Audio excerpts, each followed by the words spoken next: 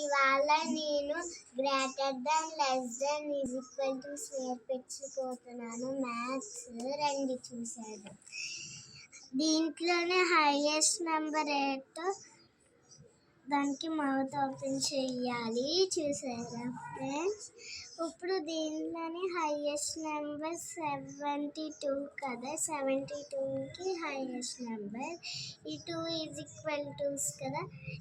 So right is equal to 83 ఉంది. ఇక్కడ 65 ఉంది. దాంట్లోనే హైయెస్ట్ నెంబర్ 83 కదా. 22 ఉంది, 25 ఉంది. Highest number 25.